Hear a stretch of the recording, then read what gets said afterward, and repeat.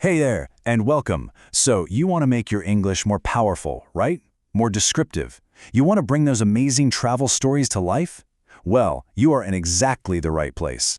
Today, we're going to unlock a really simple tool that will add a ton of purpose and detail to your sentences.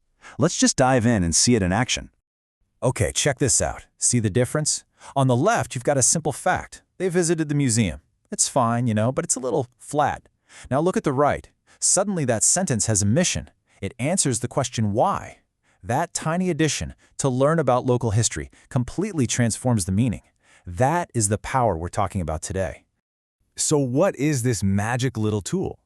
Well, I want you to think of it as the Swiss Army knife for your sentences. Seriously, it's one compact, easy-to-use gadget that can handle a surprising number of different jobs. And here are its three main functions. Get this. This one little tool can act as a noun, naming a thing or an idea. It can be an adjective, adding detail to that noun. Or it can be an adverb, explaining the whole reason behind an action. One tool, three totally different jobs. Let's break down how it all works. Okay, first things first, let's get the official name on the table. We're talking about the infinitive phrase. Now, I know, don't let a grammar term scare you off. The structure is actually incredibly simple. So, here's the official scoop.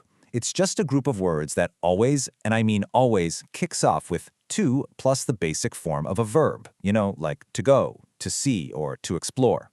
Everything else in the phrase is just there to add the juicy details.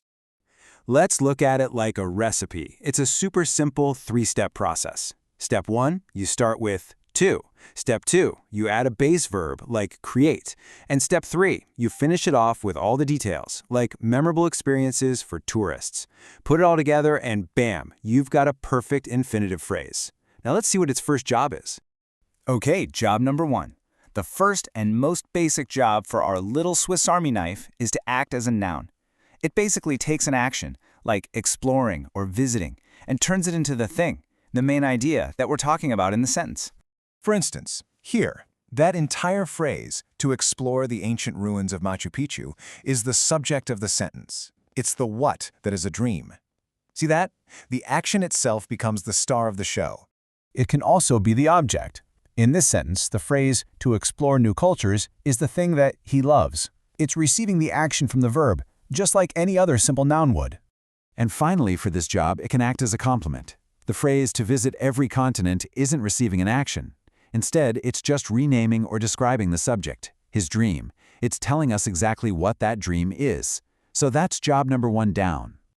All right, let's switch to the second attachment on our Swiss Army knife, the adjective. In this role, the infinitive phrase doesn't name the action. It actually describes a noun that's already in the sentence, giving us way more context. Take a look at this. The phrase, to capture a sunset photo, is telling us more about the noun place. It's not just any place, it's a specific kind of place, the kind for taking sunset photos. That phrase adds this whole new layer of purpose. It's the exact same idea here. The phrase, to ask about local attractions, tells us more about the person. It defines her role, her specialty.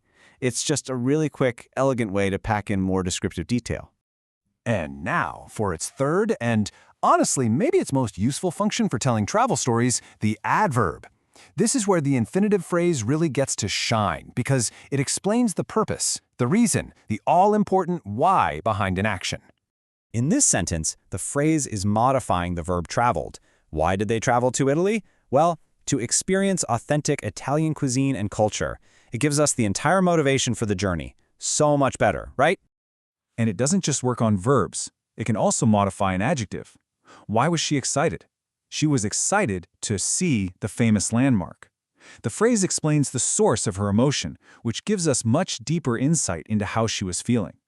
Okay, so we've seen all three jobs in action. Let's just pull back for a second and put them all on one screen so we can really see the differences side by side.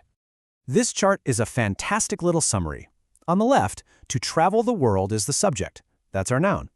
In the middle, to watch the sunset describes the spot, our adjective. And on the right, to enjoy the beautiful scenery explains why they booked the resort. That's the adverb. Same basic structure, three completely different jobs. Pretty cool, huh? All right, time for a quick pop quiz to see if you're getting the hang of this. I'm going to show you a sentence, All you have to do is figure out the job of the infinitive phrase. Ready? She saved money to visit Paris next year. So what is that highlighted phrase doing? Is it a noun, an adjective, or an adverb? Take a second.